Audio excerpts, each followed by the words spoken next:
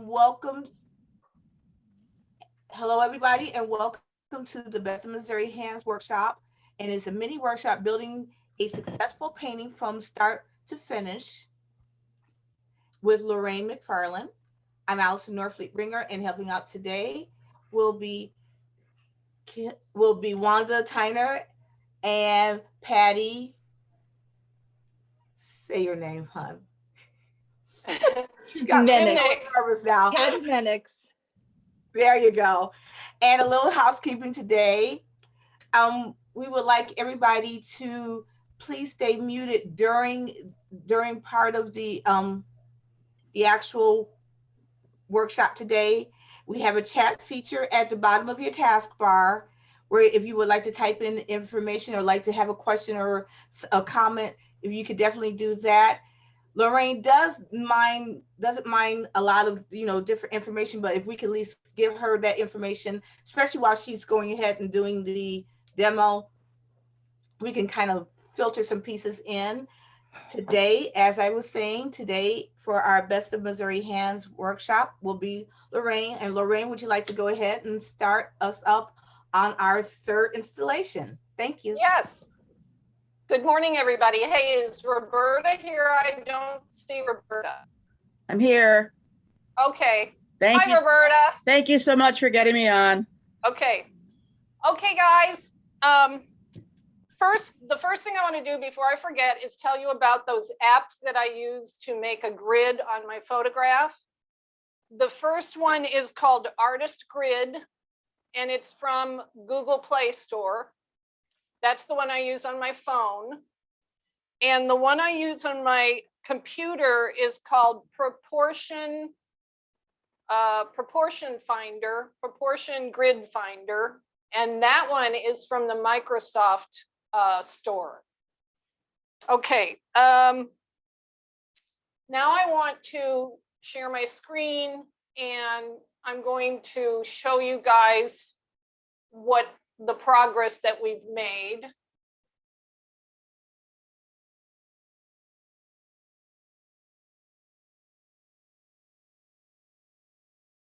Oh, here I was bragging about how good I was at this, and now I'm fumbling. No. Bear with me. Just be patient. You had it. Well, no, that's not where I'm going. I want to show you some photos first. And I have to figure out how to, I have to pause my share.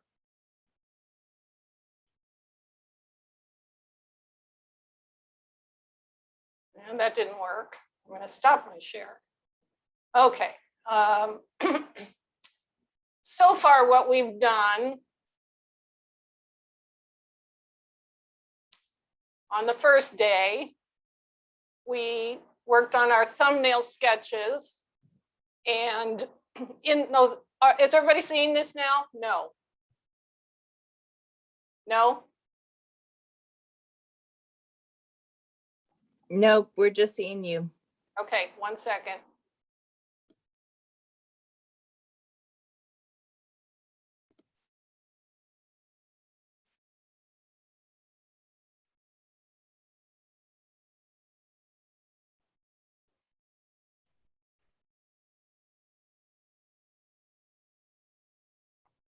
I'm getting there. Bear with me.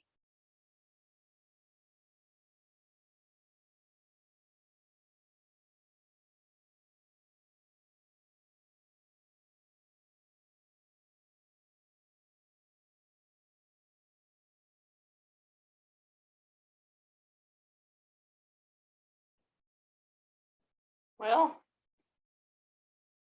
sorry, guys.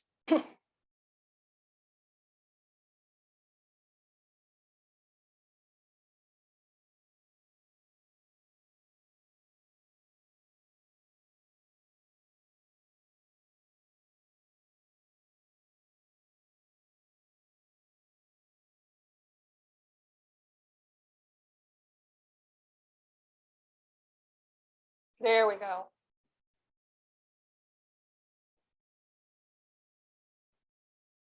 Well, unfortunately, I don't think I'm going to be able to do what I wanted to do. I was just going to show you that on the first day, we made the little thumbnail sketch.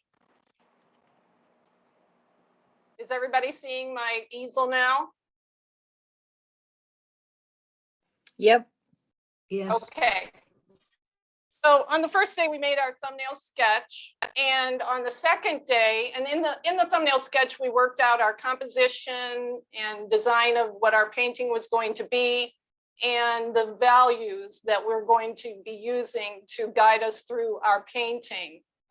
On the second day, we did our underpaintings. This is the one I did in pastel, and I'm going to start the painting on this pastel underpainting today. And as we get towards the end of the time, because this is, I have an hour and a half. Normally at an event, there may be a quick paint, and a quick paint at a competition is actually only 2 hours. So I'm pretty good at finishing a painting in 2 hours, but an hour and a half is really pushing it. So I'm going to work on this underpainting until about the last 20 minutes. And then I'm going to go to this one, which I worked on yesterday, and I have this painting almost finished. I just want to show you at the end how I put those final, what I call the candy, the darkest darks, the lightest lights, how I punch up the focal point, and then how I decide whether or not I'm finished with the painting. So this will be for later.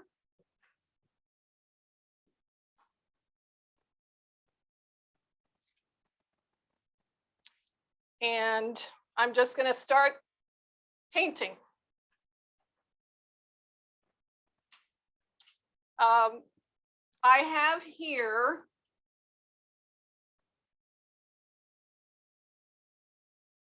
I've chosen the colors I'm going to be using before I begin. And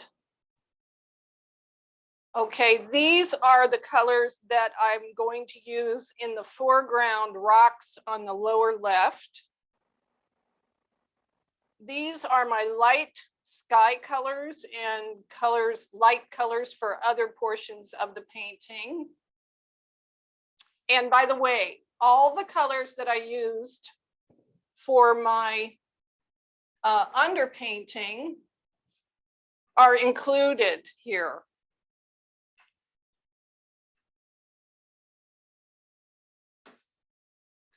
This container has my darks and the colors that I'm going to be using for my trees and some of the greens in this field area. These are just Rubbermaid or Tupperware containers, and they have cornmeal or rice in them. And instead of putting all of my pastels back into these huge boxes and having to go and search all of my boxes for the pieces that I'm going to be using, I use these containers here to keep the pastels that I'm going to be using on my painting separate, and it saves a lot of time. And I try to group them according to lights and darks and sections of the painting. I also have my grayscale value scale here, which I may need to use along the way. And I have my old sock. This is an old sock that I have cut the heel out of for my thumb and cut the toe off so that my fingers are exposed. And when you work with pastels, one of the problems you can get into is when you pass a pastel over another layer, that pastel stick will pick up some of the layer beneath. And so if you then use that pastel again, you sometimes get contaminated color. So I have found I really like this because I use it to wipe my pastels clean instead of having to reach over and grab a rag or tear off a paper towel. So, okay, we're going to get started here. Rearrange here.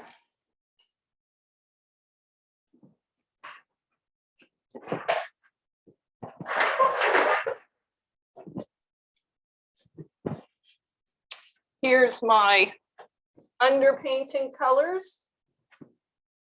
The darkest dark, the next lighter dark with those background trees. The field and the rocks was this gold color, and the pink is my water and my sky.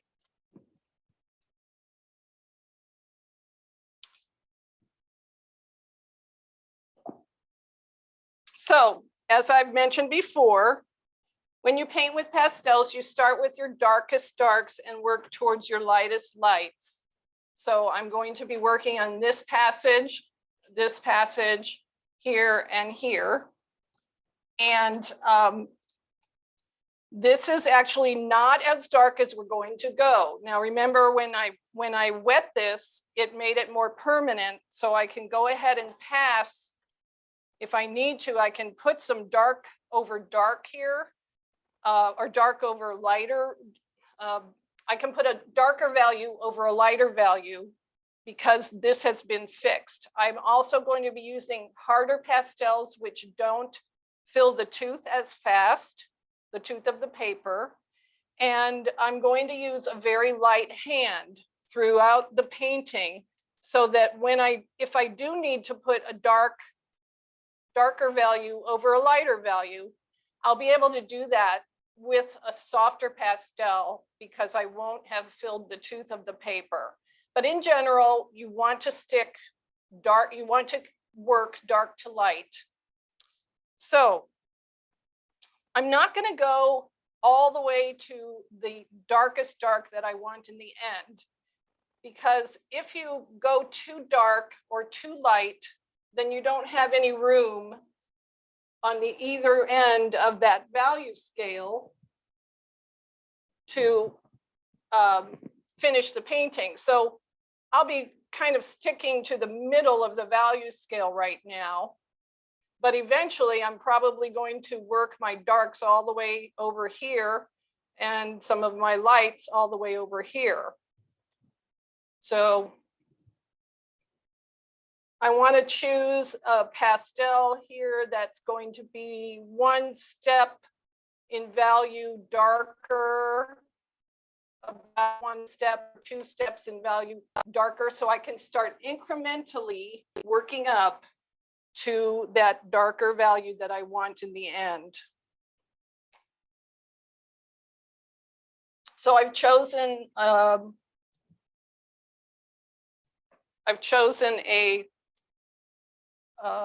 purple. I'm crazy about purple. So these trees that are closest to us in this background passage of trees is what I'm going to use this for to begin with. And I'm using a light touch and letting some of that underpainting show through.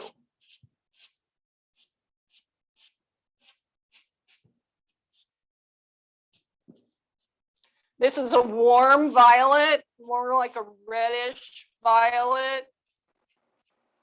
And I chose that because I want it to contrast with the cool blue of that more distant passage, more distant line of trees.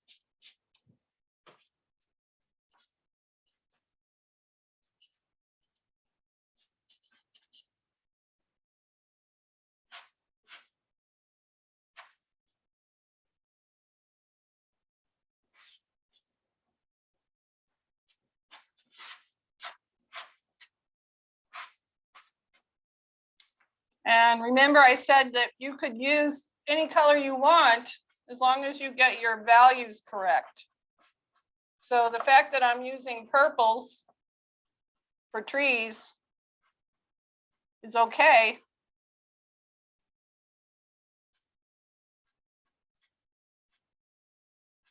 because the value is going to work for me.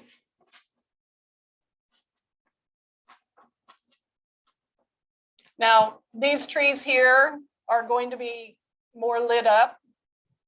So I think for the reflection, I'll refrain from using this purple because I want the reflection to look, it's closer to us, right? So I want it to be a little warmer.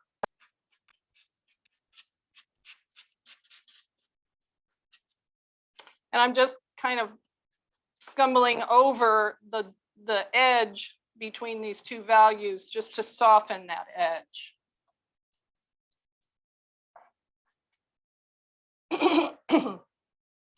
Now I'm going to use my foam, which is just like pipe insulation foam from the hardware store. You can buy big lengths of it really cheap, you know, like $1, $2, something like that. Or you can buy a 5-foot length of it and tear it apart.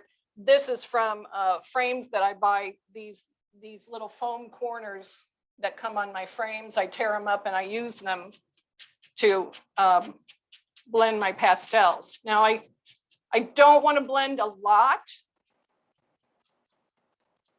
but I do want to kind of push this into the tooth. I'm not pushing hard. I'm just very lightly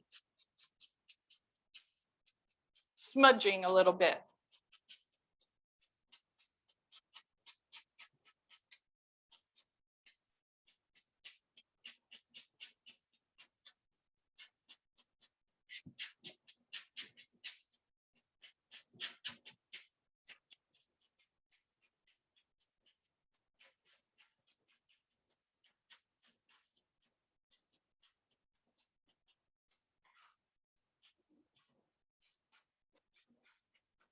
Again, just kind of passing that over that boundary between those two values to soften the edge a bit, especially in the distance. In the distance, your edges are going to be softer than they are going to be in the foreground. Okay, now I'm going to go ahead and get a little bit of local color in here. I don't really see a lot of green in this photograph. There's, if you guys printed out this photograph, you can see there is a little bit of it, but I'm just going to put a layer of that over the purple. And this is kind of a olive neutral green.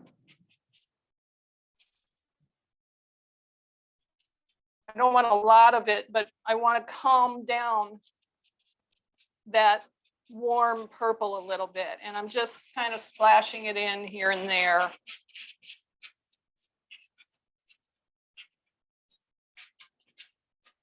And remember, we edited this guy out, so he's going away. Because if I had left that little tree in there, I felt like it was kind of stopping the eye in the composition, interfering with the flow. Okay, I'm going to take a little bit of this down into that reflection in the water.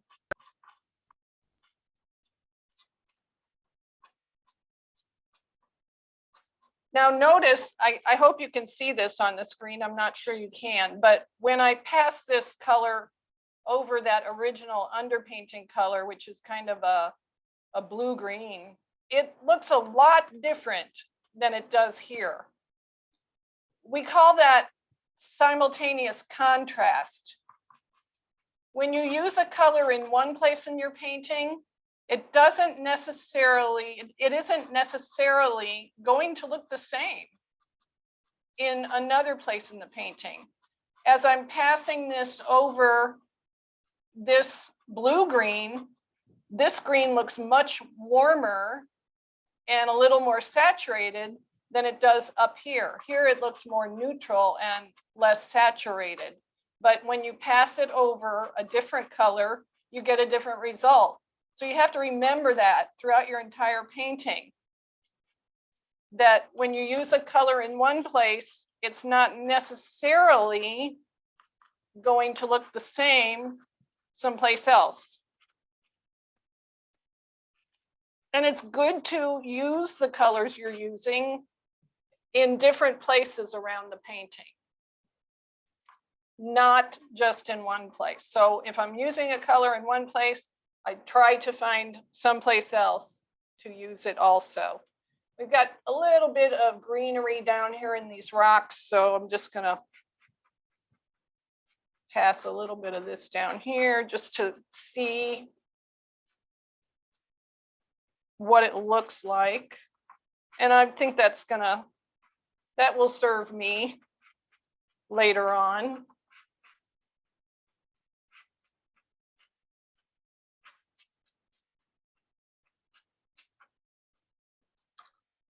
Now in the foreground, where I have my darkest value, we don't want to use the same cool colors because it's a foreground, and warm colors make things come towards you, right? So I'm going to use some warm browns up front here and just lay in some of this ground dirt color.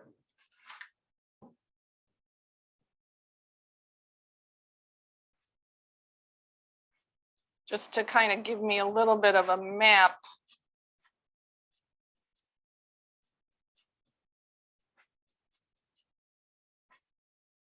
Actually, that's a little too light.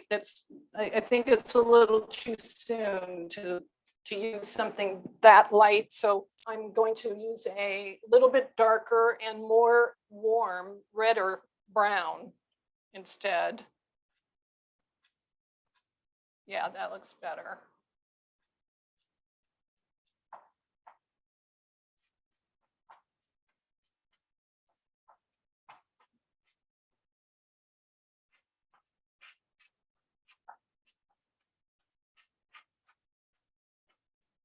And when I lay this over this, what is essentially a complementary color, guess what? It looks, I mean, it's the blue green is complementary to the red in this brown. This is actually more of a brown, but it has a lot of red in it. And when I lay it over this blue green, it looks more red. Again, simultaneous contrast. You got to be thinking about that all the time. But you know what? It's okay because this is foreground. So warmth in the foreground is a good thing.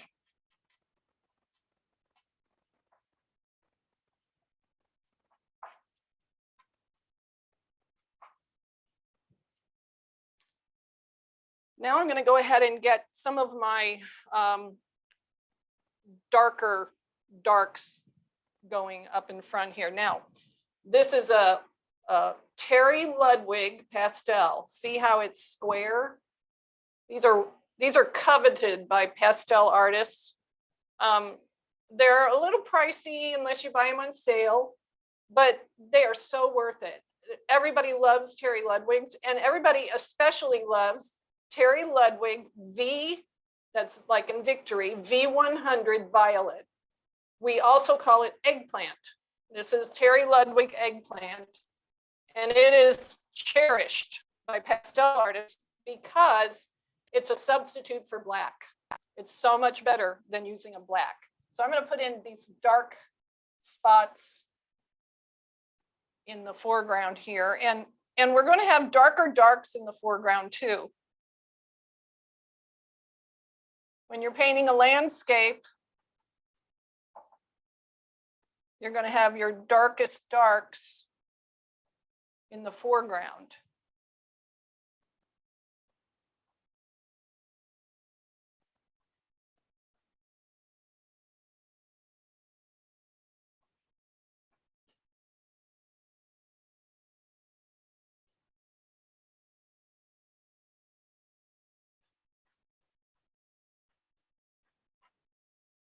And I'm not only referring to my photograph, but also to my thumbnail sketch, but mostly to my photograph at this point.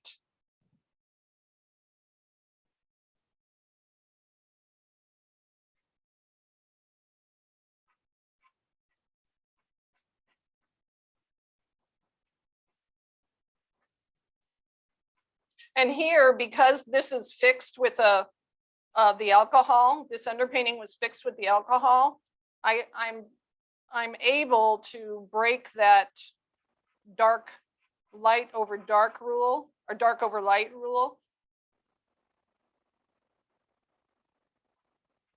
If this was not fixed, I'd have a hard time getting the darkest dark that I want.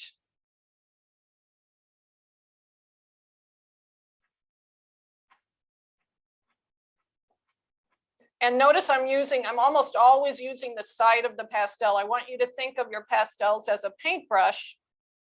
They are not a pen or a pencil. A pastel, if you're drawing with them, yes, but if you're painting with them, generally you're going to be using mostly the side of the pastel. Lorraine, that's your first 15. It's 10:30. Thank you. Appreciate that. Okay, so the end of this rock is about in the middle of this quadrant here. And I've marked my quadrants on my, I'll do this so you guys can see.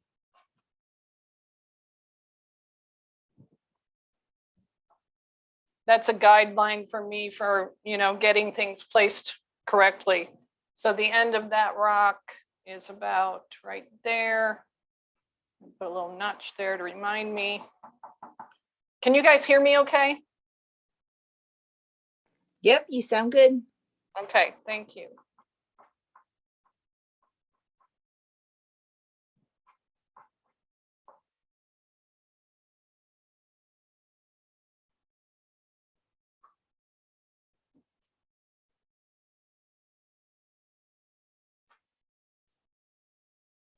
Okay, I'm going to go ahead and lay some of that brown that I didn't want to use earlier and see how it looks.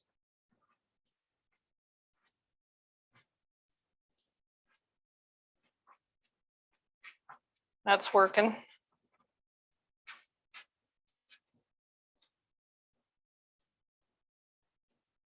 I'm going to negatively paint this rock here.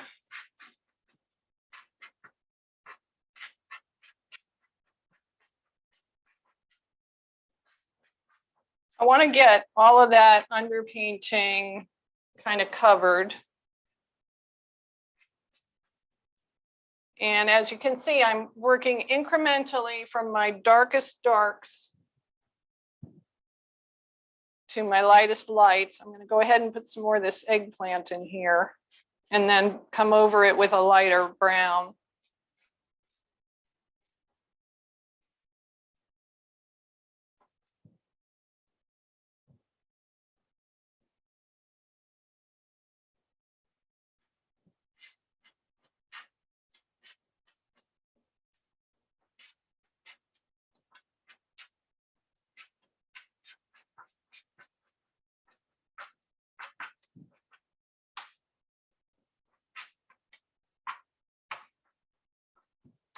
Often when I'm painting plein air, if people come by to watch me, if they see things happening at this stage, if they see me working at this stage, I'll hear them whispering behind me, "Wow, I think I could do better than that." Because I call this the kindergarten stage. It doesn't really look like anything yet, right?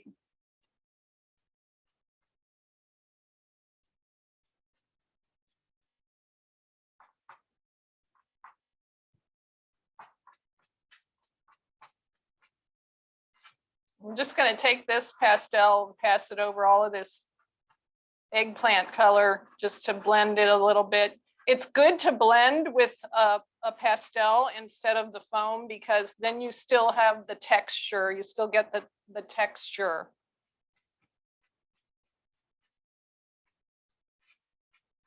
When you start pushing it in with that foam, sometimes you lose the look of texture. Okay. I'm gonna start putting these up here. This is a kind of a cool gray. Those rocks, even though they're in the foreground, they look pretty cool gray to me. They're kind of bluish gray.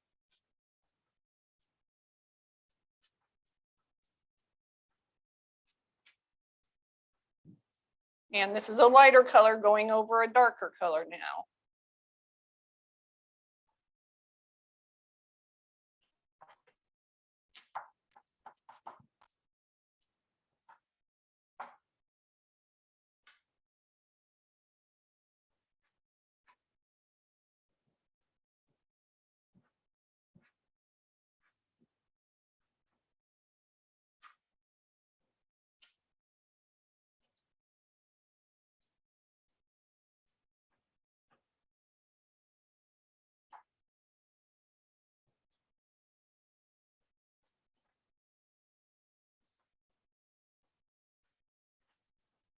That's a little bit of gray over here on that bank.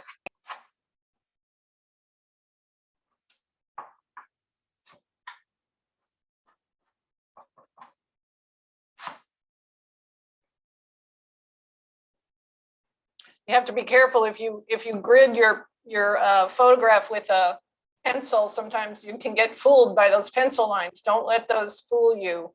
I almost ran a pencil, this gray across here, but that's my pencil line, and that would really interfere with my focal point, which is going to be right here. Okay, so I think I'm going to stop at that point with my darkest value and move now to my next lighter value, which is these distant trees.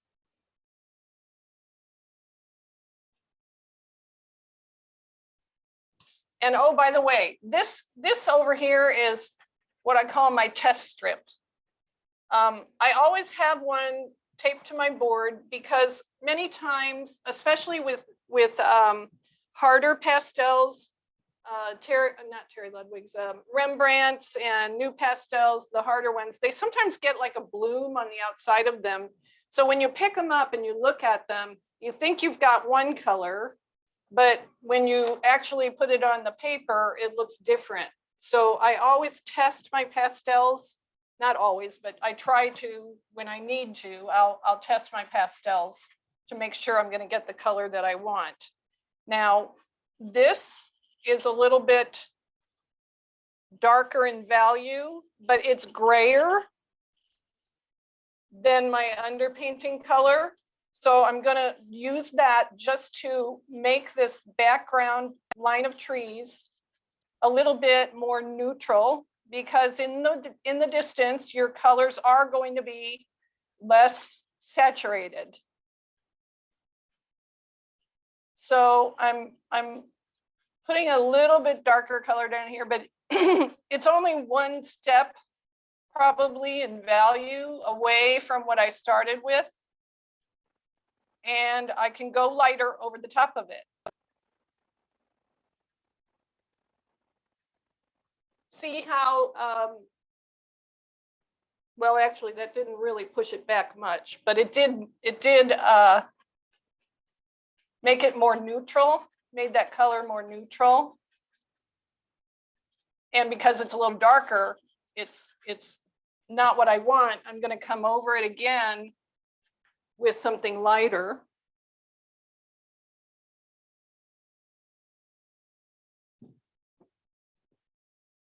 Let's see how this works.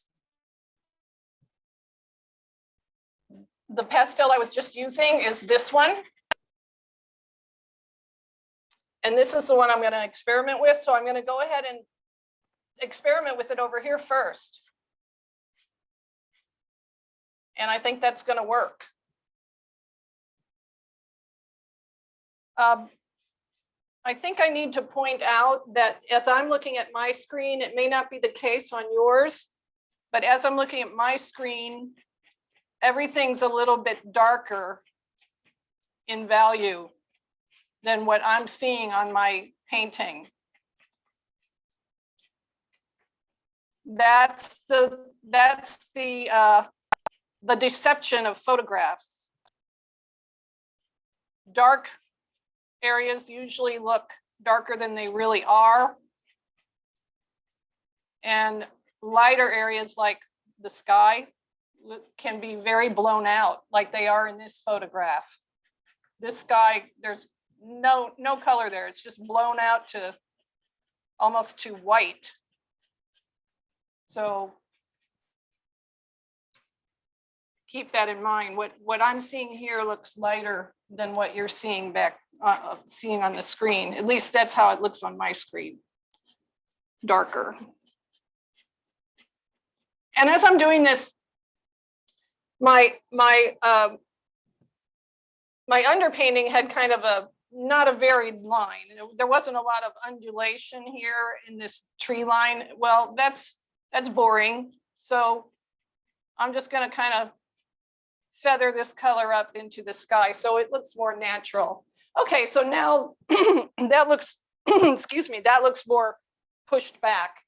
And I'm thinking I could probably even go a little darker with that in the end, but I'm going to stop there for now. And I'm going to move next to my gravel bar in the front here. Because this is closer to us, I want that to be a little bit darker than the distant shore, or this isn't really a shore, but gravel bar. So I'm going to do that first because it's the darkest part of the gravel. And what I'm going to do here is just take my brown color. Let me see here. First, I'm going to lay down a bit of that underpainting color here. And I'm going to see what this looks like if I just scumble it over. Oh, that's perfect. And that may be all I'll need to do in this foreground.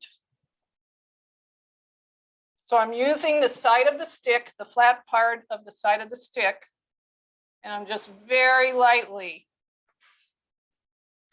scumbling over that underpainting color.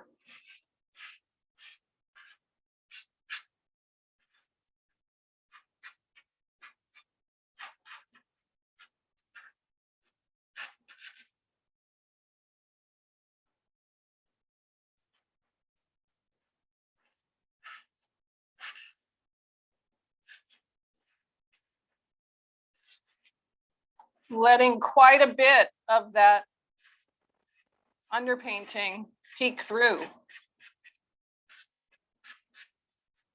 You know, I don't have to get in there and paint every tiny little rock, right?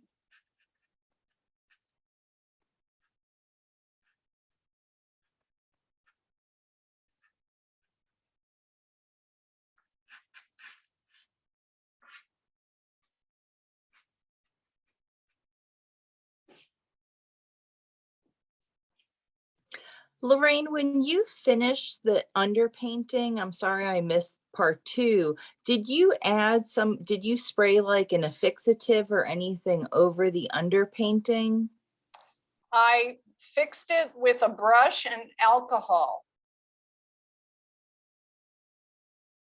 Drugstore alcohol. And Patty, when you get to see the video for day 2, she showed us that. So I've lost those little gravel bar pieces that are coming in from the side there. And I kind of like them because they kind of point your eye back into the painting. So I'm just going over those dark colors and putting that back in.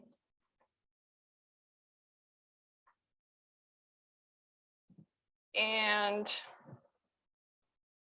over here, I can see now that I want to reestablish some of this bank here where I put in that gray.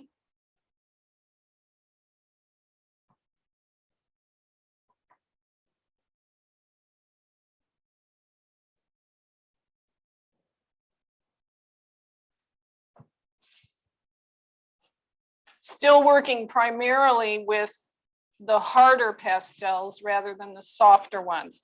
The only really soft pastel that I've used so far is that Terry Ludwig Eggplant.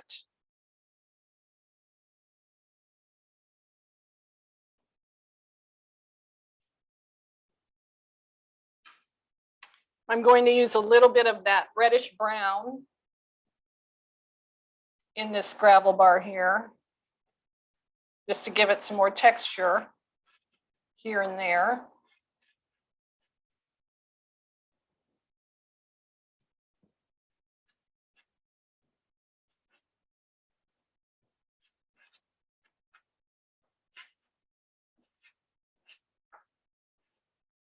Sometimes you can't get a flat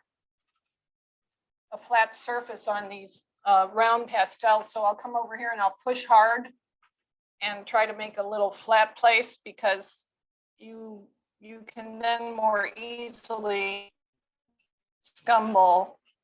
Yeah, there we go.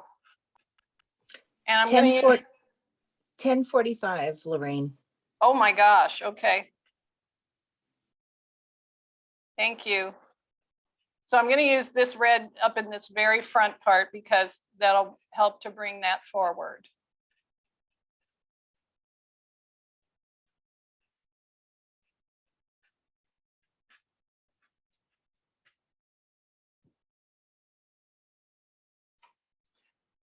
Okay, that's good for now for that. Oh, let's go ahead and do some of the bank of that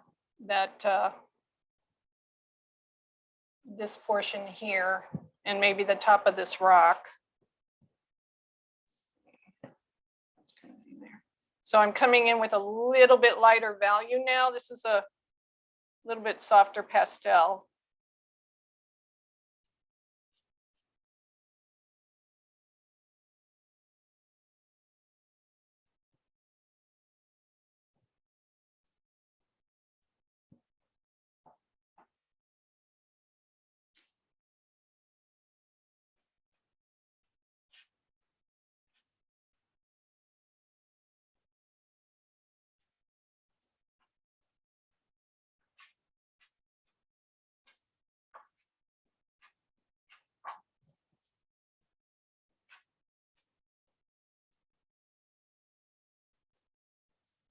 Okay, so we used the same color here because it was basically the same value. It's just different colors.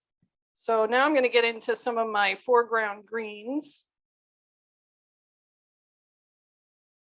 And I'll use this same olive color here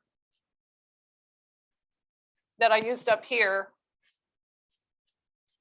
just because I want to have color harmony in my painting. I'm not going to use a lot of it because this is really a lighter passage, lighter value. And because that was fixed, I can take the dark over the light and it works. If that wasn't fixed, I wouldn't be able to get the dark that I want. This is just going to be kind of to help show all the little nooks and crannies and stuff in this field.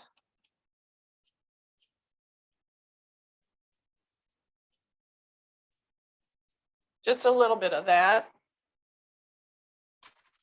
And now I want to get closer to the original value of the underpainting. And we're using warmer colors here. Remember I said I wanted to make this, it was an overcast day, but I wanted to make my painting really more of a, with more light. So I'm using artistic license and changing things up so that it looks more like a less of an overcast day. Now I can, there in your photograph, you'll see there is a little, there's some shorter trees closer to us here. So I'm going to come up here into the dark and use this same green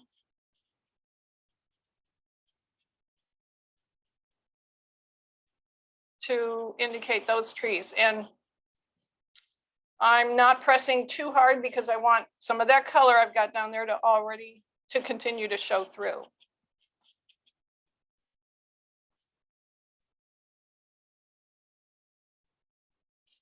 And I can use this over here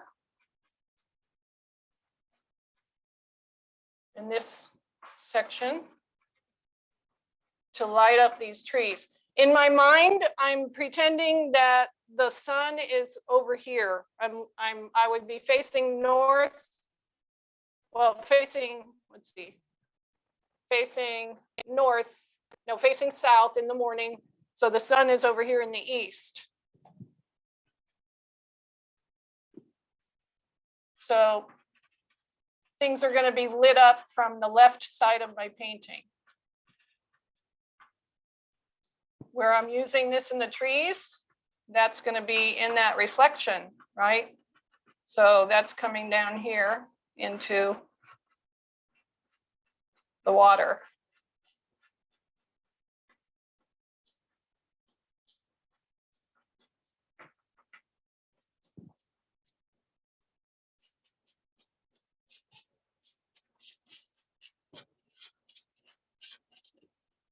Softening this edge. Okay.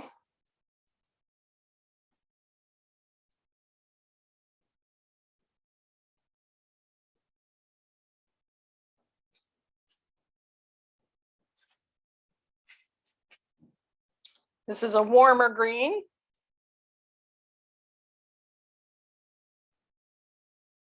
Still letting some of that underpainting show through. I like it over here.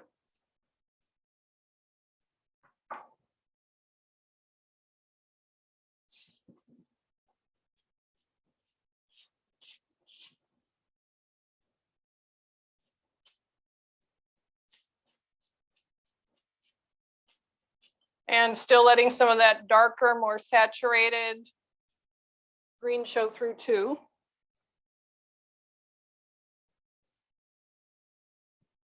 And next lighter, I'm going a step lighter now with my value. Still in the green family, just to give some texture and variety here.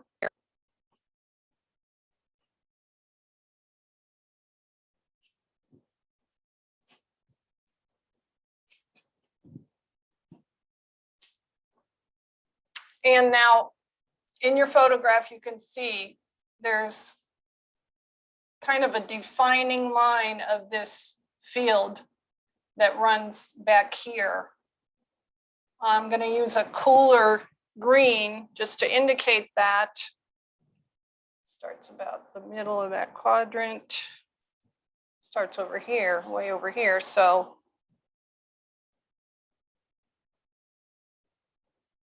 and just kind of making a straight line that I can work with later.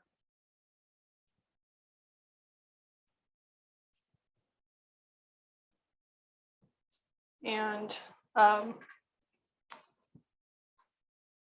there's some reddish vegetation in here too. That's going to help to bring that field forward. And I'm going to use that same red that I used up front here.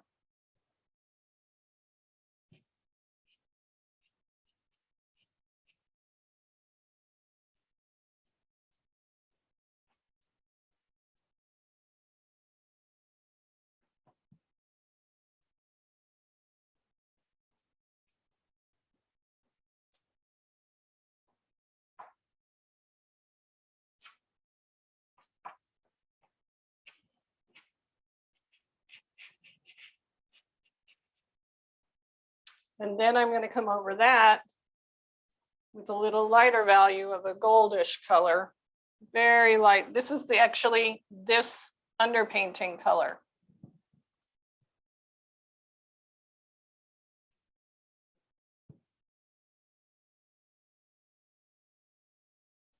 And my strokes are going upwards because it's upward growing vegetation.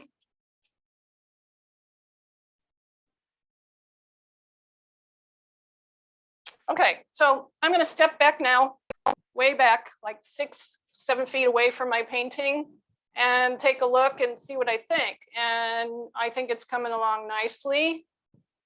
It's very important to do that.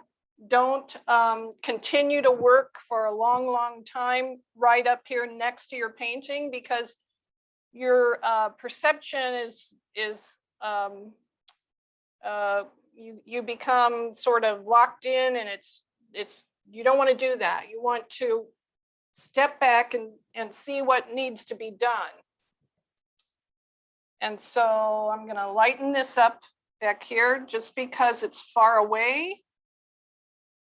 I'm going to go over that cool green I put in there before with, this is a pretty light pastel. It's a sort of a cream color.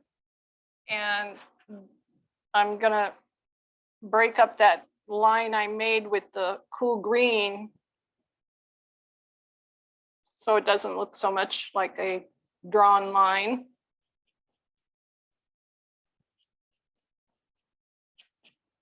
And soften that edge. Oh yeah, that looks pretty good.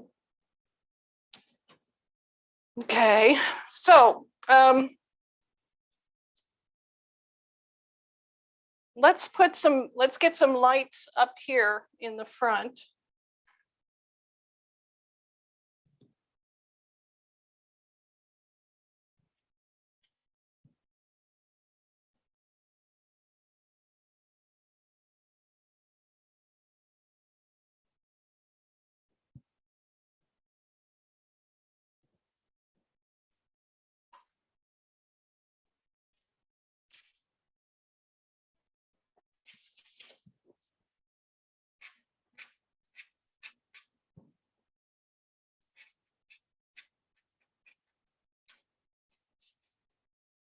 This is a lighter, warm brown. I don't think I've used this yet. So I'm going to come in here and try to kind of indicate this, where this bank has eroded here.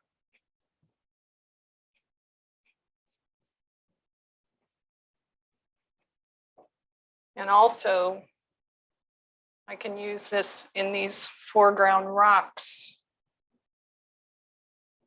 Start shaping these rocks.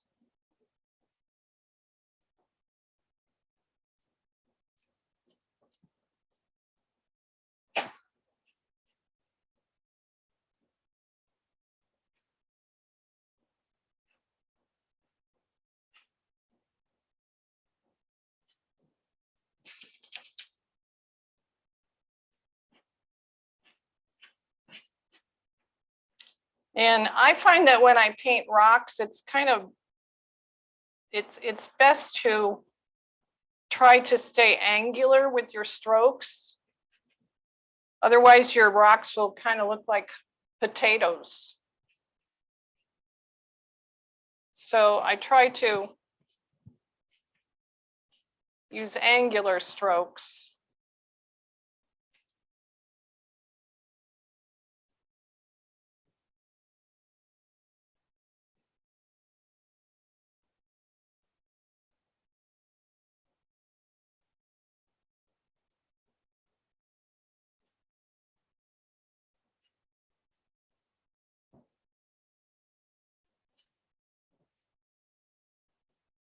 So I'm going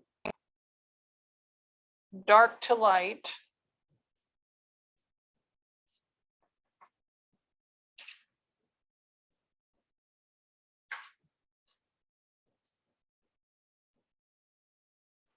Coming in with the lighter color now.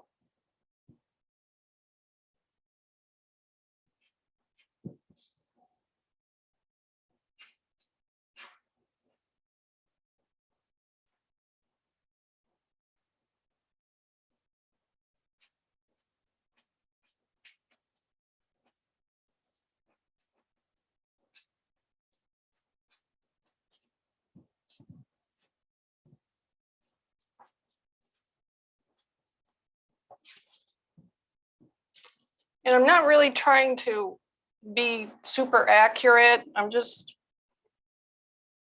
looking at shapes. Still looking at shapes, just darks and lights.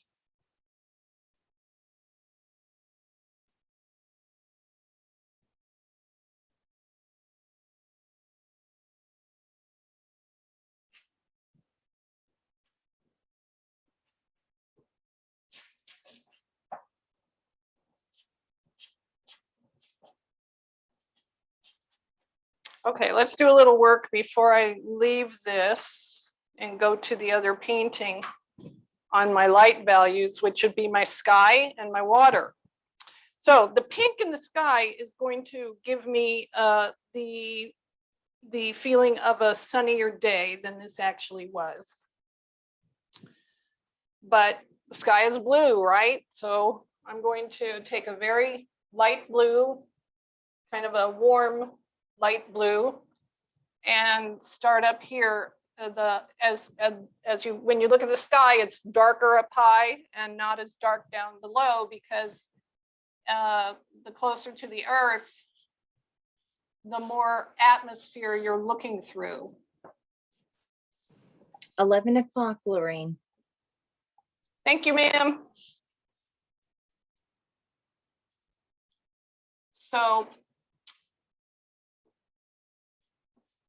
I'm scumbling very lightly with, whoops, the flat part of the pastel and the corner, the pointy corner of the pastel, and using a little heavier hand towards the top because the sky is bluer up here.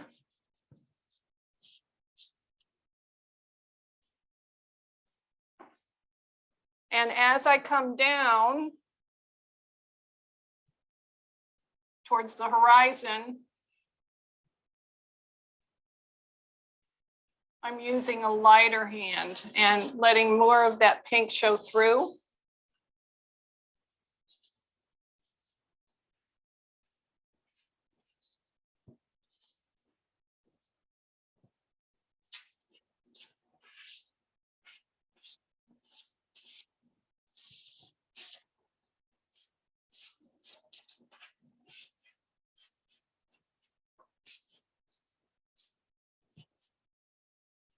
And since this is the darkest color that I will probably use in my sky, this will be the primary color on the surface of the water. So working dark to light, I'm going to go ahead and lay some of that in here. And I'm going to actually try to define now a little bit the edge of that water and negatively paint the rocks that are there on the edge.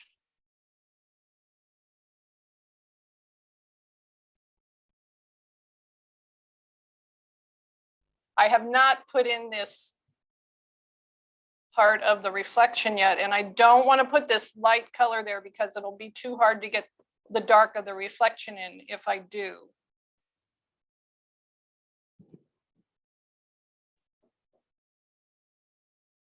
So here's the end of my tree line up here, which means that that's where that reflection is going to start. And the reflection is of these trees here. So you kind of want to follow that as a mirror image.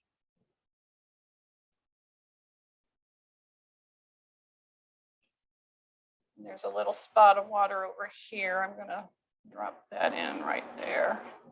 Might need to use a darker blue there.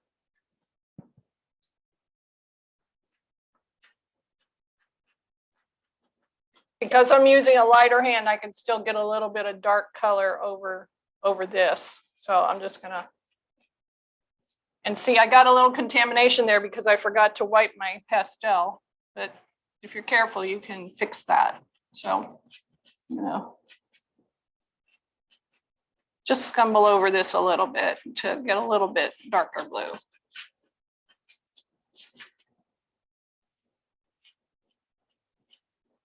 and taking this in a vertical stroke where it's going to meet up eventually with that reflection. Now, one cool thing that you can do is you can actually take this pastel, put it into this darker value and pull down. And it kind of automatically paints that reflection for you. Some of it.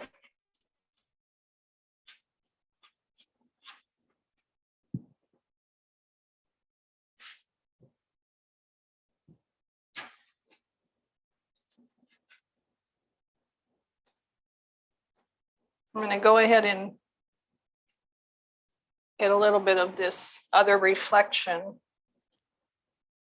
going.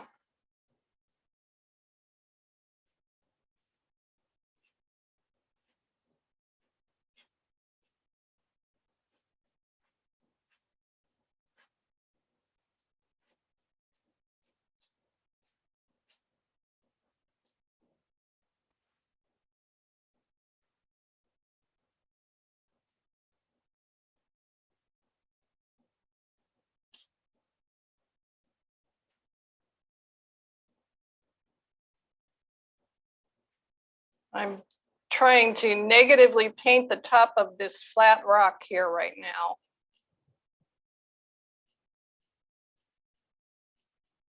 By putting in the reflection around it.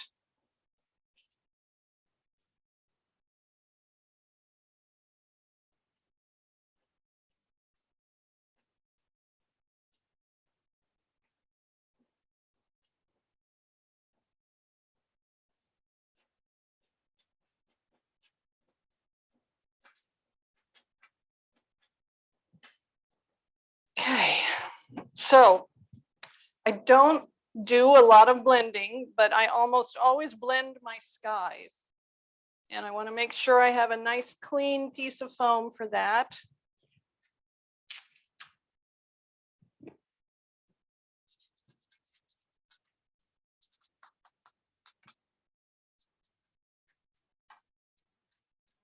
I want to have kind of a solid blue up here. So the pretty much the underpainting, that pink underpainting is disappearing quite a bit. But as I come down, again, using a lighter hand, even with the foam, I want that pink to show through. You know, it's a nice bright morning and morning light is warm. Oops, look what I did. Got some of that Terry Ludwig eggplant from where I marked my grid and contaminated. One thing about pastels is they're very forgiving. You don't have to worry too much about mistakes. You can usually fix them.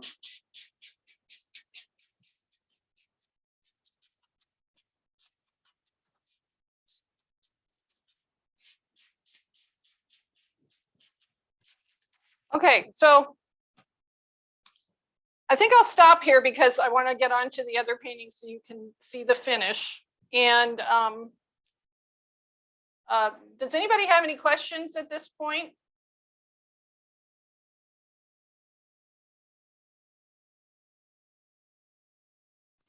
Lorraine, I'm curious, do you ever use any kind of like an eraser with pastels, or is it something that you could just kind of like, if like how, you know, when there's a contamination or you get some pastel somewhere you don't want, do you kind of physically remove it by wiping it with like a rag or the sponge or something, or do you ever use like a kneaded eraser? Actually, yes, I do. And but not too often, you know, I mean, as you learn, you kind of learn how to avoid that. But yes, a kneaded eraser, you know, I'm cleaning this up by stretching it and kneading it, but a kneaded eraser does work well to lift. And you don't want to rub because you'll be pushing it into the tooth if you do that. Let me switch my camera back so you can see this.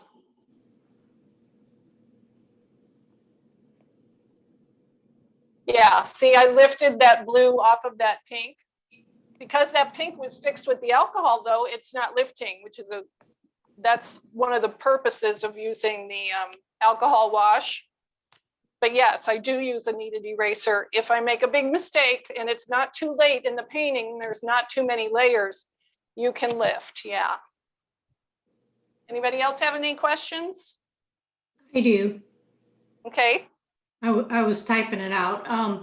I was wondering why you waited so long to do the reflection along the shoreline of the trees in the water. Why did you wait?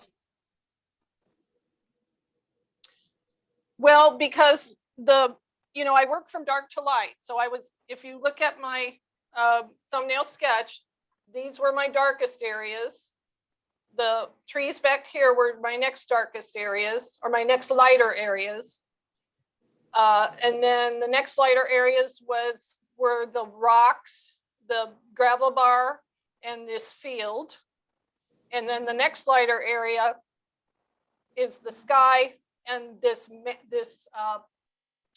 shape of water here. Even though that part is a little bit darker, I wanted to define this part of the water and make sure that I had the shape right and everything. And because I fixed my underpainting, I can take a dark color over the light color of the water safely without having this color that I put in blend. I could have gone in and put it in earlier if I had done this part of the water, but it's actually part of this water mass that's a number one, well, not a number one value, but the lightest value. It's Okay. Yeah, because I just kept looking at it. I'm like, oh, that's dark. And I was wondering why you waited. Okay. Who is that talking? Lori. That's Lori. Oh, Lori. Okay. Yeah. So, yeah, just because it was that last, the lightest value. Okay. Curious, The Lorraine. water as a mass is in the lightest value. I'm curious. gotcha. Also, Does that make Lorraine, sense? Yes. Okay. Yes. I was also curious, do you have a time frame that you start maybe considering putting in your local colors? Because I know how you were working with the purples and things, but it's almost started really like coming to life once you start, like you say, the true colors of what you actually see versus using it complementary. Is there a time frame that you start wanting to introduce those, or do you, or can you just mix that up? Because from Wednesdays, you were talking about local color versus the complementing colors. As far as you mean, how much time, like minutes or hours? Just like when you're in your phases of your piece, because then when you started putting those greens in it, it started like, oh, this is making a little bit. It's definitely far towards the end, but you really worked more towards those complementary. Versus exactly. Yes, once I have all of my shapes filled in, and I've got a layer down, once I have all of my shapes filled in, these shapes filled in, and I've got a layer down, and I know my value is correct for my first layer, then I start going lighter and lighter and lighter. And at the end is when you put in your lightest lights and darkest darks. This painting is about midway done. Okay. And now I'm going to switch to the other painting that I worked on yesterday and try to finish it for you guys. And you'll see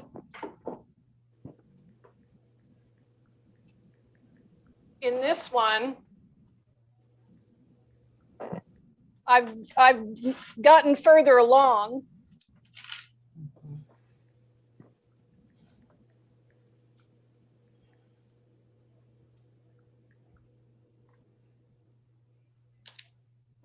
Let's see.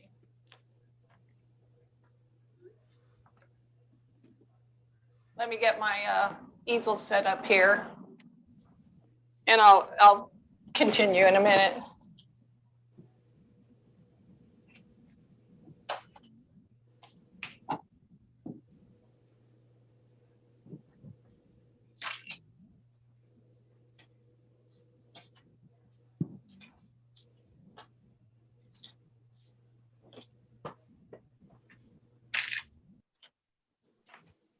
So this painting is further along. It's really close to being finished.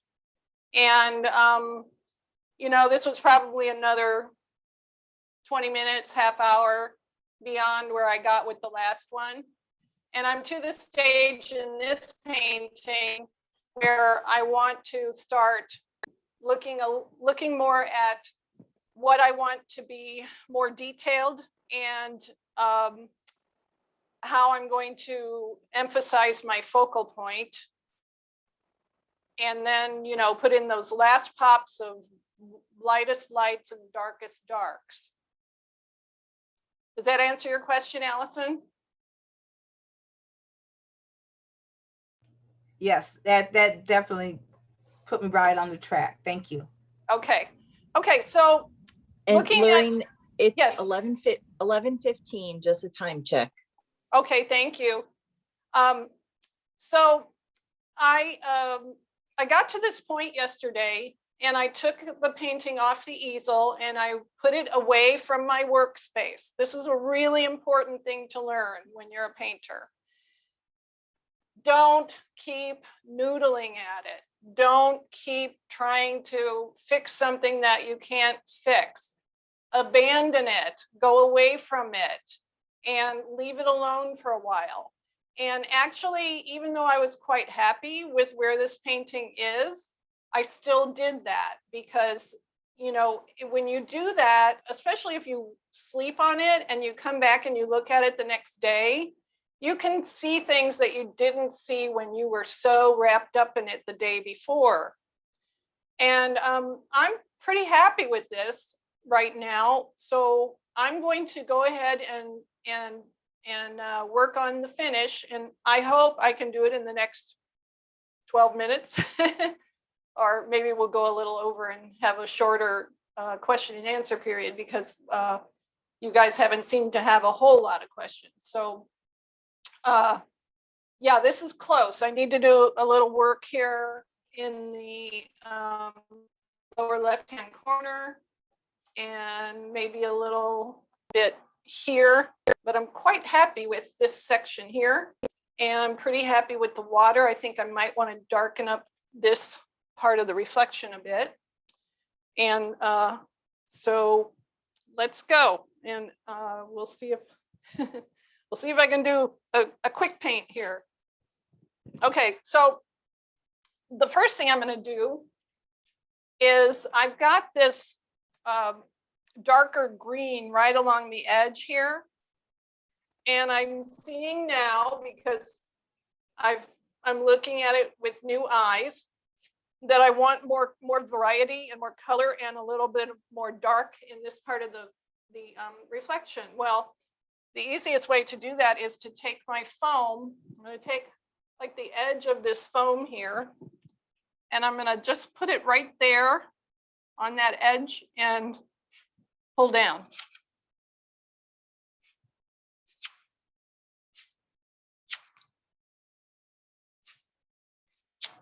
Ah, I like it. You guys like it?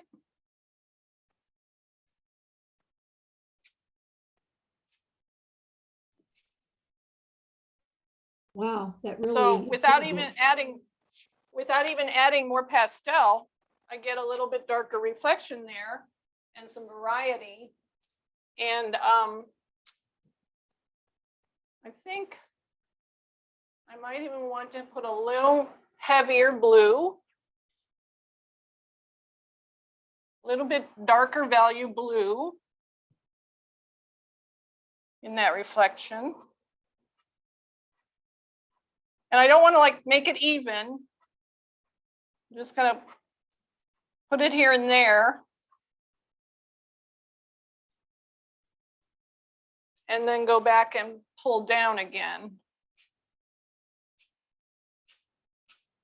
And then the other cool thing you can do, actually, I want to smooth out this water some, because water, when it's still, is really flat and mirror-like, right? So I'm actually blending this water. I don't know if you can see it on the screen, but there was quite a bit of texture still there from the underpainting. And blending it, wiping it to make sure it's clean. And going up back into that reflection with that blend. Okay, I'm liking that better. I think that's pretty close. Yeah. Maybe I'll pull this down some.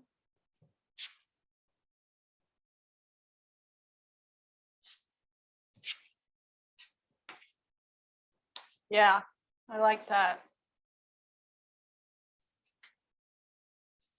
Okay. I'm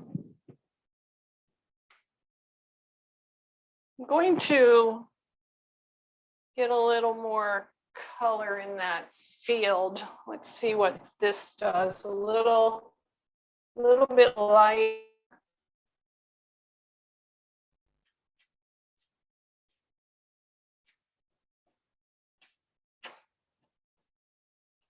Along that back edge there to kind of show the ridge.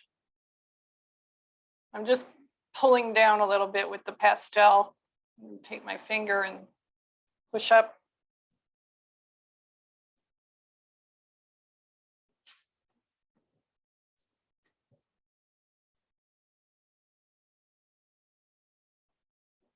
Put some light up here.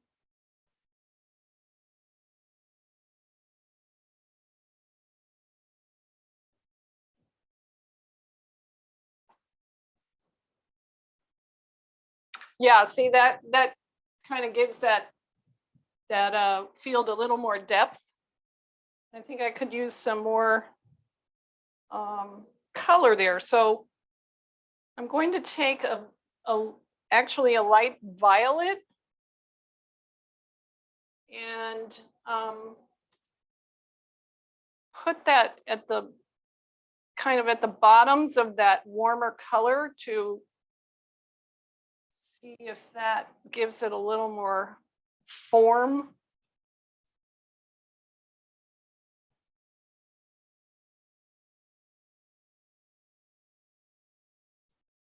I'm going to step back now and see if I like that. Stepping back about 6 feet. Yeah. And I think I need some, I've still got enough tooth left that I can put some darker greens down here, I think. We'll see. Sometimes when you get at this stage and you want to put dark over light, you can't be successful. There's too much, the tooth has been filled and it doesn't work, but it looks like I've been light-handed enough that I can put my darker green here. Like I said, you want to avoid dark over light as much as possible, but if you need it and you want to do it, go ahead and try. If it works, it works. If it doesn't work, it doesn't. One way to get around it is to use a softer pastel.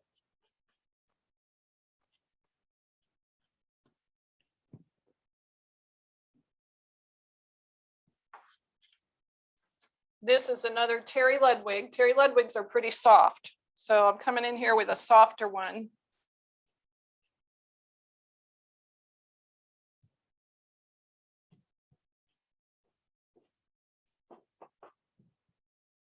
Yeah, that's given my field a little more texture.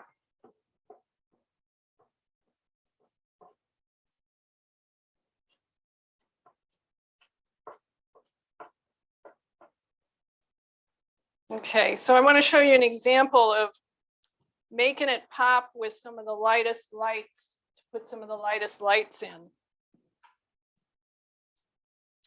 If you look at your photo, there's some tops of the rocks here that are really light colored. So this is actually one of the, I think this was the color I used back here in the distant tree line. If I use it here, it's going to look much lighter than it does back there. And it kind of defines, helps to give form to those rocks.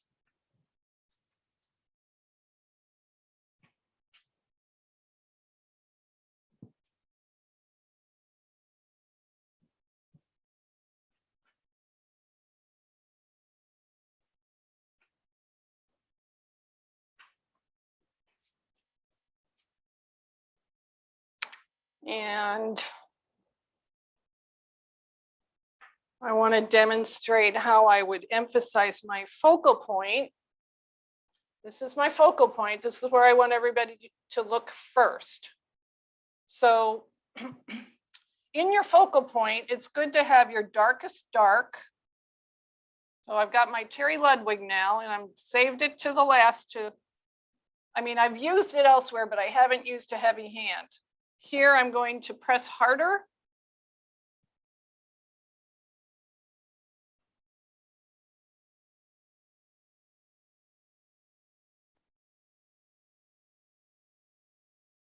And where I've used it in the actual painting or in the actual ground plane, I want to make sure that that is also indicated in the reflection. So I'm going to carefully place some of this down here. Therefore, achieving my darkest dark at my focal point. See how that makes the focal point jump? And I've got kind of a pretty hard edge here too. You want your darkest dark, your lightest light, your hardest edges, and maybe sometimes even your most brilliant color. So I'm going to take this reddish violet and pop a little bit of that there.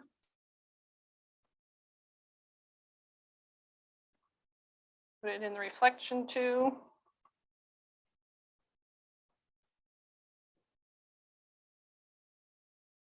And really, that's not that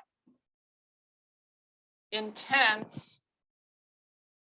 So maybe I'll do a little something different there, but now I want to put in my lightest light at the focal point too. That's real light. So I'm going to put this right up against that Terry Ludwig eggplant. Just a touch. See how that made that pop?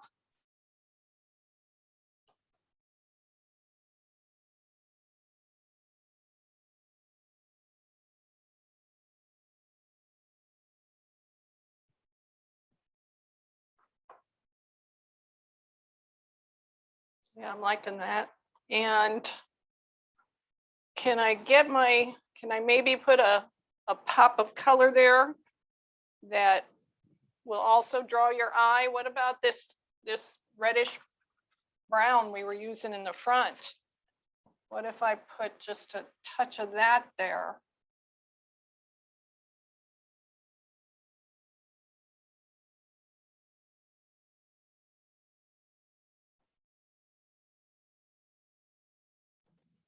Lorraine, we're at 11:30, but I mean, keep going. You have time, and we're loving watching your process. So go ahead. Okay, okay. So I like this color here, but I don't want the hard edges, so I'm just softening it with my finger a little bit.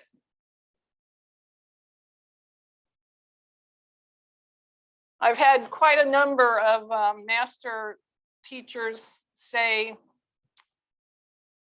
you should always pop a little red in your painting. And, you know, red, complement of green, right? So yeah, look at that. I'm liking that. I'm just kind of putting that at the base of these trees that are on the bank, just behind the field. Very light hand. And it's kind of leading, I'm gonna use it so that it leads your eye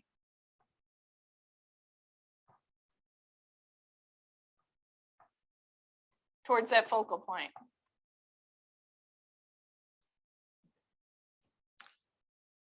And how about a pop of really light color here, where we said the sun's coming from over here. Excuse me, on the left. So trees are going to be lit up.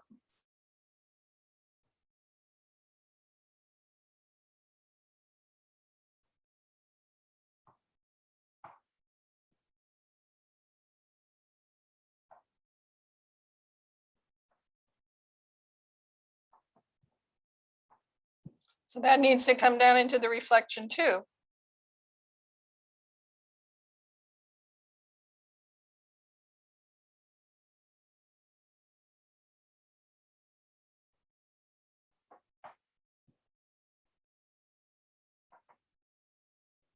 Don't like this. It's going to blend it. That's better. And this is in the distance, so we don't want these to be too defined. So I'm tapping with my finger to soften them some.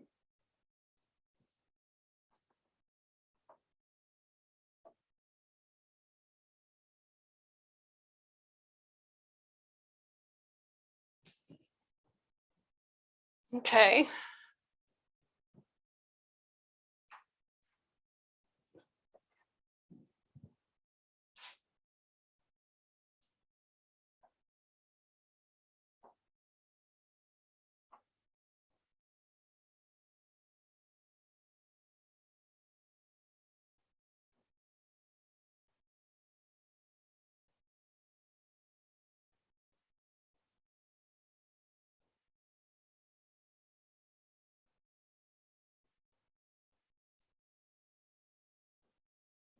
Softening edges.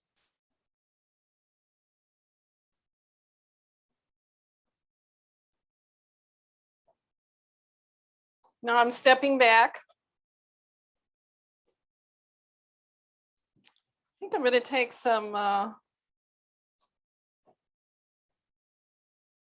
little bit of green in this purple here. It's a little intense. Just a touch of green, dark green.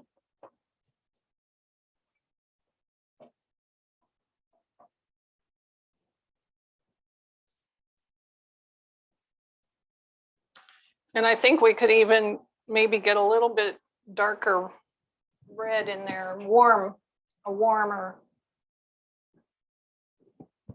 Here's another Terry Ludwig. Yeah, that's about the same color. I want something a little more red.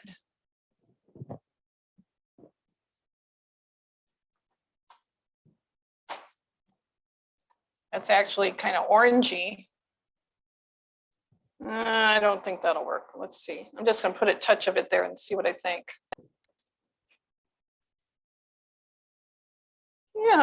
Yeah, maybe.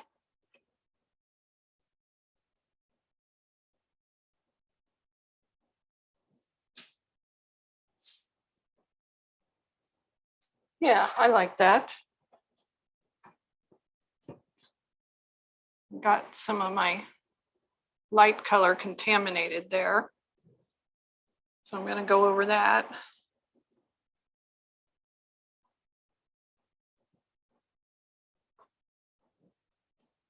Okay, I don't want to get too fussy, so I'm going to move on to something else. And what I want to do next is punch some sky holes in those trees.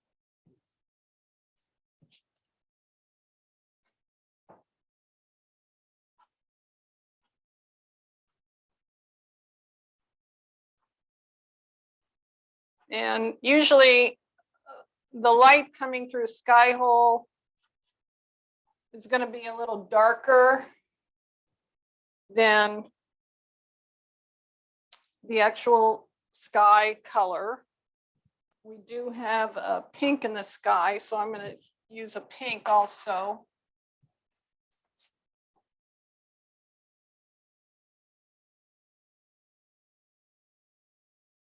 And sky holes, I'm thinking, are going to also lead the viewer's eye down to that focal point.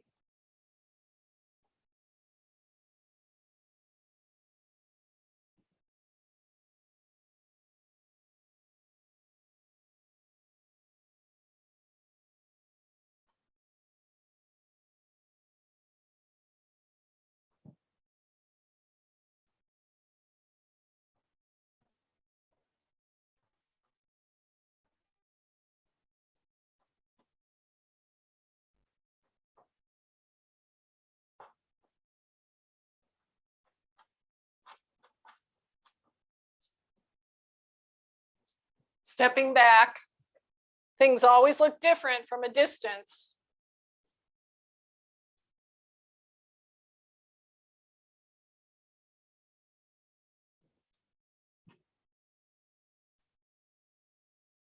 I think I need more darks in here.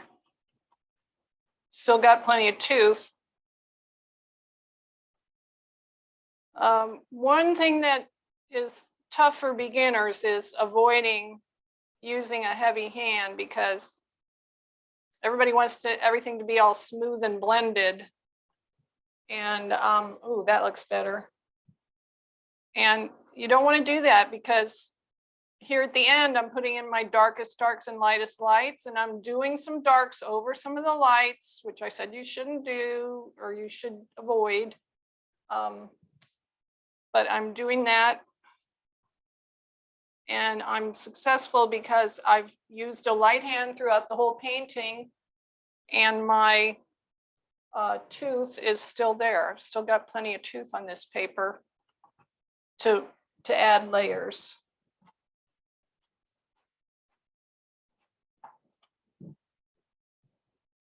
Now I'm sort of negatively painting this little passage of trees in the front of these trees. I'm using this red violet now to shape those.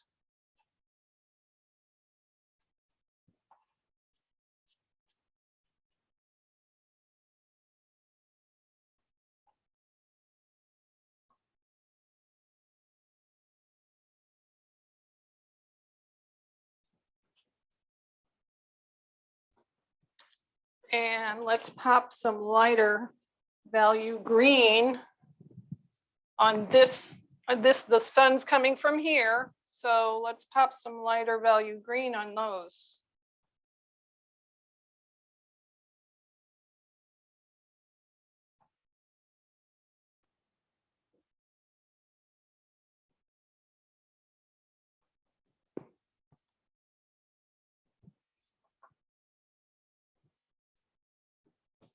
Okay, I think I'm not going to work too much more. I will do some more work on this, but because we're running out of time, I'm not going to address that. That'll take a little more time. I'm thinking maybe some more, maybe a little gold color here. A light, one of my lightest lights to lead their eye towards a focal point.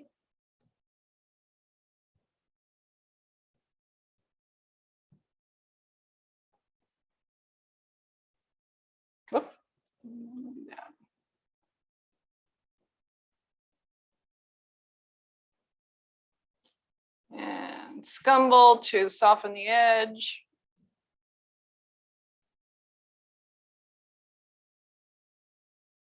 And you know, on your screen, this looks on my screen, this looks way too dark, but in person, it's just right, I think. So if you're thinking, what is she doing there? It's okay. In my studio, it looks good. This is that gold again. I just want to experiment here a little bit. I may take it out. We'll see. Put this here and step back. Yeah, let's bring that down.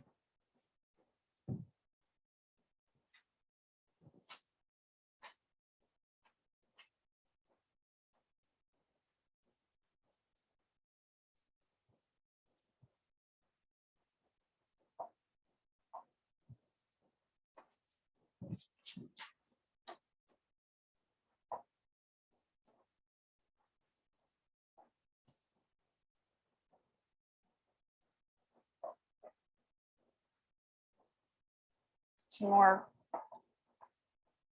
a little bit of sky holes going on here.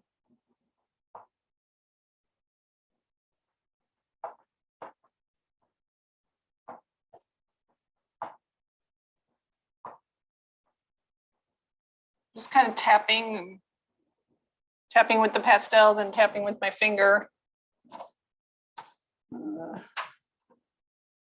Need to clean this up a little bit. Whoops. Oh no, shattered pastel. That's not fun. I'm going to try to clean this up a little bit here. Yeah, that's not working. Let's get my blue maybe.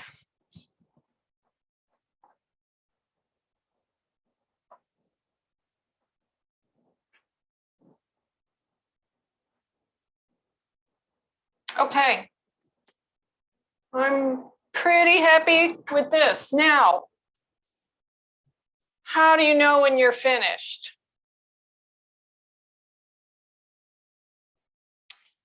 Well, what I said before about how I contemplated this painting yesterday is what I will do again.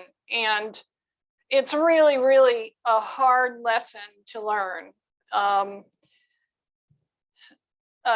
You know, you gotta stop. You just have to stop before you think you're totally finished. I'm real happy with what's going on here. I see a few things that, you know, I'm not sure I like the color. I think the value of this. Let me get my screen back up.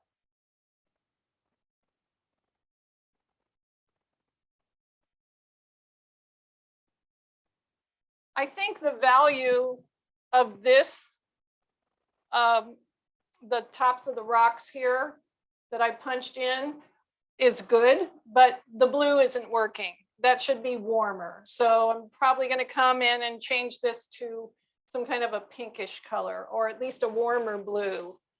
Now that I'm finished and I've stepped back and I put this gold over here, even though I said on the screen this looked too dark to you, but it looked okay to me, now it doesn't look okay to me. I think that's a little dark. So what I'll do is I'll take this out of my space, out of my workspace, and I will, where I can't touch it. I don't want to be tempted.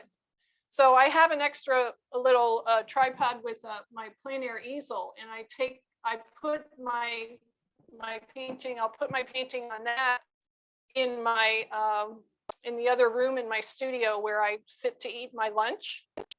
And I'll leave it there. And I may leave it there for 2 weeks. I may leave it there longer than that. But I have a notebook next to my chair and you know, a pen, and I'll just stare at that thing. I'll just stare at that painting, and I'll make notes about what I think needs to be changed. Now looking at it on the screen, not liking that so much anymore. I thought it was going to work.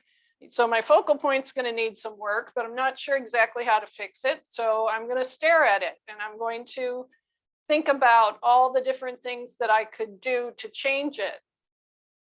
I like this a lot. I think that reads very well as gravel. I'm not sure I'm going to want to leave all of this. This is going to become little puddles, or maybe I need to make that one big puddle or one smaller puddle. It may go away completely. It may become rocks like it is mostly in the photograph.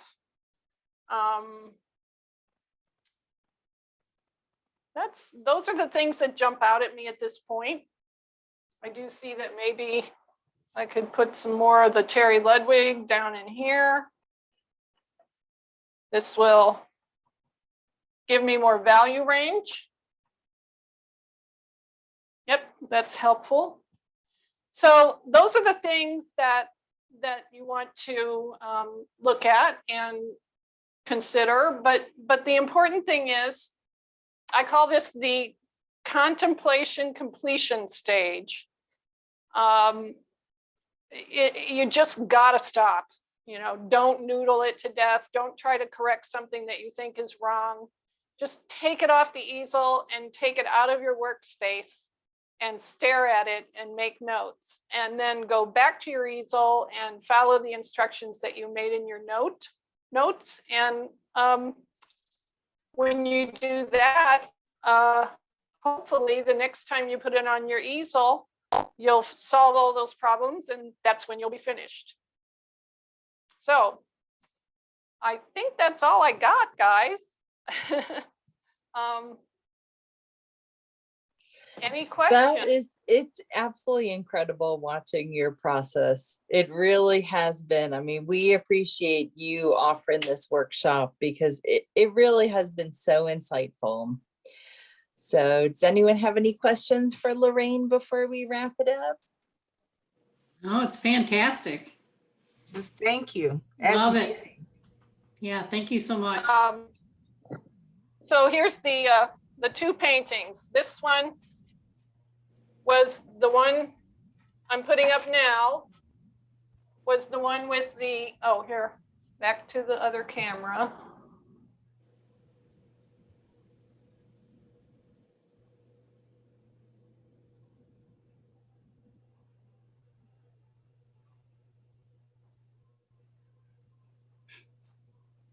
Okay, this one here was done, the underpainting was done with pastels. I'm sorry, was done with pastels. No, I'm getting confused. Yeah, this was done with pastels, and the pastel underpainting was fixed with alcohol. And this is about to the midpoint. And, you know, I actually did this one yesterday, worked on it yesterday, and it's the one that had the watercolor underpainting. And when I started the finish this morning, it was much further along. So it just, you know, shows you what you can do if you plan your painting carefully and use your thumbnail sketches and use an underpainting to guide you through the process to make sure your values are correct. You're going to have a successful painting and you're going to be able to paint faster. That's the main point I want to get across, that if you plan, you'll make less mistakes and you'll be faster. And for a plein air painter, that's very important, especially when you're painting in a quick paint competition, which is usually no more than 2 hours, sometimes less.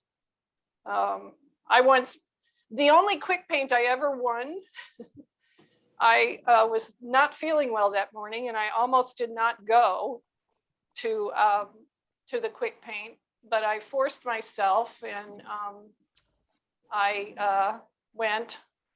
And I got there and everybody else was all set up and I had 45 minutes to finish my painting and put it in a frame and take it to the judging area. And I was not hopeful, but I was determined to produce something. And so I learned that day a valuable lesson, and that lesson was not to overthink your subject matter. Sometimes I'll drive around for hours trying to find something to paint, but using the principles that we talked about in the thumbnail sketch about composition and values, I was able to just calm down and choose a fairly simple scene. And then the other thing was, don't get caught up in the details and just think about large shapes and get your values correct. And if you get your values correct, your painting will have good depth and good atmospheric perspective. And there were probably 50 painters competing that day. And I won first place for my 45-minute painting. So that's the lesson, basically. Good planning can help you be successful and faster. So I hope you guys enjoyed it, and I'm open to questions. I had a question. Yes, Roberta. Okay, when you start out with watercolor, what type of paper are you using? Are you using a toothed watercolor paper or what? I use pastel paper mostly. With watercolor? Oh, Yes, there are pastel papers that you cannot put liquid on. One of them is, what is it called? There's only a few out there. Sorry, I can't remember because I don't use it very often. I like to use a wet underpainting, whether it be a watercolor underpainting or pastel. Then I wet the pastel with a solvent, terpenoid or alcohol or even water. But I do also like to paint. I do like to do pastels on cold press 400 Arches 400. It has a lot of texture to it. Let me see here if I can get to this one painting. Oops.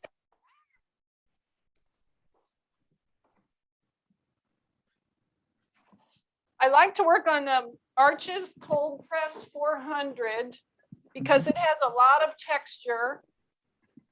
And if I want to do a painting that I want a lot of the watercolor to show through on, I will use that. This is in progress. Get this out of the way so I can see what I'm doing.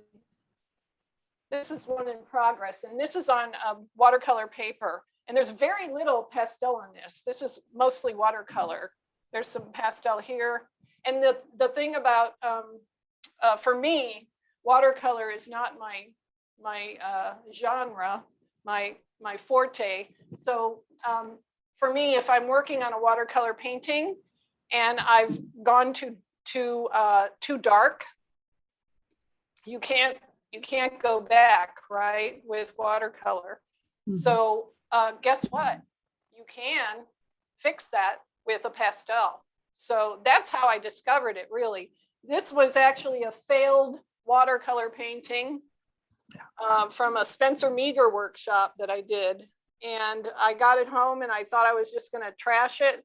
And then I thought, oh, wait a minute, I can just use pastel on top of that. And the cold press arches has a lot of texture to it. So it has a little bit of tooth. Not so much like the sanded paper. So you couldn't get too many layers on it, but it does work. It's fun. I like that. But generally, most pastel papers out there, except for 2 or 3 that I know of, you can use watercolor or solvent on. And those papers, you can also, if your painting has failed and you don't want to throw that paper away, you can actually take it to the sink and wash it off. You know, you can just, yeah, you can wash it off, or you can just take a big brush with alcohol or a solvent and just, you know, turn it into a solid or ghosty, you know, a ghosty ground and paint a new painting on it. I just read yesterday that I think it's Jill Stephanie Wagner, who's a famous pastel artist. I think it was her. She said that she sometimes takes her old paintings that are failed and she just brushes them with a solvent. So she's got like a ghost image. And so that she won't be influenced by that ghost image, she turns that paper upside down and just makes a new painting. Yeah. So, yeah, any more questions? We lost Lois today, didn't we? It was on. She must have had to drop off early. Yeah, but she was here. Yeah. Well, if no more questions, first I want to thank Best of Missouri Hands for inviting me to do this and for all your help with it. Patty, Kim, Allison, Wanda, you guys were great. I really appreciate the organization, and it's important to a lot of us. And I want to thank all of you guys for attending and being so attentive. And keep in mind that, you know, I'm just starting out with this, so I'm going to be actually, hopefully, making more little instructional videos for my own personal YouTube channel. And right now there's a couple of videos out there. They're pretty crude. I made them a couple years ago, and one of them is how to make your own pastels. I would encourage you to check that out. That's fun. And the other one, I'm not sure I actually put that on my YouTube channel. We didn't cover framing of pastels today, or in this course, we didn't cover framing, but I do have a video that I did that explains how I frame my pastels. And when I did the Pastel Live event, which is something that Eric Rhodes put together, I actually afterwards, there were a lot of questions about framing pastels. So I put my little video up on Facebook, and it got a lot of attention and people were thanking me for it. So I'm going to edit that a little bit, and that will be up on my YouTube channel that you can, and also I think I can hook it to the blog on my website too. So anyway, I'm pivoting because of the pandemic, because I'm getting older. I'm going to be doing less events, less plein air events. So I'm trying to get more of an online presence and maybe another income stream through teaching online. But I'm going to do a lot of free little short hint, you know, pastel hint videos that I hope you guys will, you know, go to my YouTube and what do they say? Give me a thumbs up, subscribe, all that stuff. So thank you so much, you guys. Well, and thank you. You know, we Thank wish you. the Thank very you. best for you on this basically next chapter for your artistic life. And we sure appreciate everything you have to offer. So Thank you so much. thanks so much. It's been a lot more fun than I expected it to be. I thought I was just going to be totally stressed out and scared and worried and nervous, but it's worked out really well. So You're at least, amongst friends. oh, and please do send me feedback, and I will send you. I use an evaluation form when I teach in person. It won't be too appropriate for what we've just done because I cover so much more in my in-person workshops. And by the way, come to my in-person workshops, please, if they're ever happening again. But anyway, I'll send you an evaluation form, and I hope you guys will fill it out and send it back to me. And please be honest and be brutally honest. I have a very thick skin. I don't get my feelings hurt easily, and I want to hear the negative feedback because that will help me learn to teach better. So thanks a lot, you guys. I hope you have a Thank great you. week. Thank you.